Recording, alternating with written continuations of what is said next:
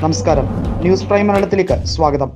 ബി.ജെ.പിയുടെ എം.ഡി ആയിരുന്ന ബ്രിജ് ഭൂഷണെതിരെ സമാനതകളില്ലാത്ത സമര പരമ്പര നയിച്ച വ്യക്തിയാണ് വിനേഷ് ഫോഗാട്ട്. അതുകൊണ്ട് തന്നെ വിനേഷ് ഫോഗാട്ട് ഒളിമ്പിക്സിൽ മത്സരിക്കുന്നതിന് മുമ്പ് അവർ കൃത്യമായി ഒളിമ്പിക്സിൽ ചില കൃത്രിമത്വം നടക്കപ്പെട്ടേക്കാം എന്ന ആശങ്ക പങ്കുവച്ചിരുന്നു.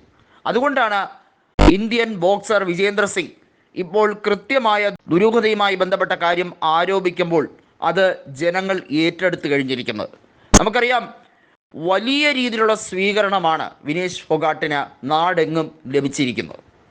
ഇന്ത്യയിൽ തന്നെ അഭൂതപൂർവമായിട്ടുള്ള ഒരു വലിയ ജനപങ്കാളിത്തമാണ് വിനേഷ് ഫോഗാട്ടിന് നീതി ലഭിക്കാൻ വേണ്ടിയുള്ള പോരാട്ടത്തിൽ പങ്കുചേരുന്നത്.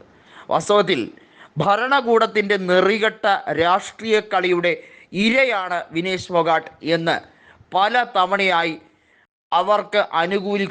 അവരെ അനുകൂലിക്കുന്ന നിരവധി പ്രവർത്തകർ, സന്നദ്ധ സംഘടനകൾ പറഞ്ഞു കഴിഞ്ഞിരിക്കുന്നു.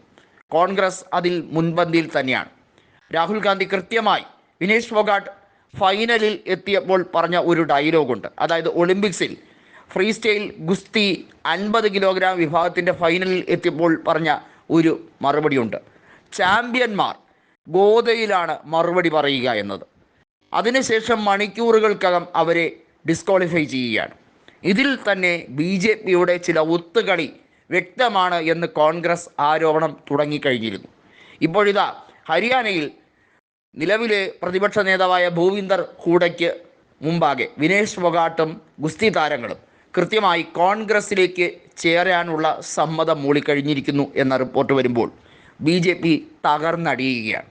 വാസ്തവത്തിൽ കർഷകരും ഗുസ്തി താരങ്ങളും അതുപോലെ തന്നെ ഹരിയാനയിലെ ജനസമക്ഷം ജനകീയ മുന്നേറ്റം ബി.ജെ.പിയെ തകർത്തെറിയുമെന്നതും ഒരുപക്ഷെ ബി.ജെ.പി 2014 ശേഷം ഏറ്റവും വലിയ പടുകുഴിയിലേക്ക് എത്തും എന്നതും, അവിടെ പ്രതിപക്ഷം പോയിട്ട് സംസ്ഥാന പാർട്ടി പദവി പോലും ലഭിക്കാത്ത രീതിയിൽ നാണം കെടും എന്നതുമാണ് ഇപ്പോൾ പുറത്തു വരുന്ന റിപ്പോർട്ട്. ആ ഒരു രീതിയിലേക്ക് വരുന്നതോടുകൂടി നരേന്ദ്രമോദിയുടെ അഹങ്കാരത്തിന് ശമനമുണ്ടാകും എന്ന് തന്നെയാണ് പ്രത്യാശ. അതായത് ഡൽഹി ജനതയെ ബുദ്ധിമുട്ടിക്കുന്ന ബി.ജെ.പിക്ക് ഒരു ഊക്കൻ പണി കൊടുക്കുക എന്നുള്ളത് കൂടിയാണ് കോൺഗ്രസിൻ്റെ ആവശ്യം. ഇന്ത്യ മുന്നണി ഒറ്റക്കെട്ടായിരിക്കുമെന്ന് ഹരിയാനയിലെ ആം ആദ്മി പ്രവർത്തകരും പറഞ്ഞു കഴിഞ്ഞിരിക്കുകയാണ്. ഡൽഹി ജനതയെ കുടിവെള്ളം നൽകാതെ വീർപ്പ് മുട്ടിക്കുന്നത് ബി.ജെ.പിയാണ്. എന്നിട്ട് ബി.ജെ.പി പ്രതിപക്ഷത്തുള്ള ഡൽഹിയിൽ എല്ലാ രീതിയിലും ആം ആദ്മിയെ കുറ്റപ്പെടുത്തി അവിടുത്തെ ജലവകുപ്പാണ് അമ്പെ പരാജയപ്പെട്ടതെന്ന് വരുത്തി തീർക്കാൻ ശ്രമിക്കുന്നു. ബി.ജെ.പിയുടെ ഈ നെറികെട്ട നാറിയ കളിക്ക് മറുപടി കൊടുക്കേണ്ടത് കാലഘട്ടത്തിൻ്റെ അനിവാര്യതയാണെന്ന് ആം ആദ്മി പറഞ്ഞു കഴിഞ്ഞിരിക്കുകയാണ്.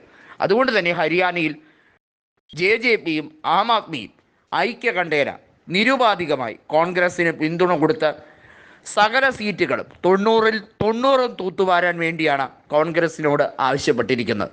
വാസ്തവത്തിൽ ഭൂവിന്ദർ ഹൂഡയ്ക്ക് ഒരു ഈസി വാക്ക് ഓവർ ആയിരിക്കും.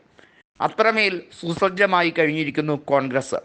രൺദീപ് സുർജേവാല പറഞ്ഞതുപോലെ ഇത്രമേൽ പ്രഹരം ബി.ജെ.പിക്ക് ഇനി ഈ അടുത്ത കാലത്തൊന്നും കിട്ടുമോ എന്ന് പോലും കാണാൻ കഴിയില്ല. അതുകൊണ്ടാണ് തെരഞ്ഞെടുപ്പ് കമ്മീഷനെ സ്വാധീനിച്ച് മഹാരാഷ്ട്ര തെരഞ്ഞെടുപ്പും ജാർഖണ്ഡിലെ തെരഞ്ഞെടുപ്പും മാറ്റിയത് എന്ന് വരെ പല രീതിയിലും പല കോണിലും അഭിപ്രായം ഉണ്ട്.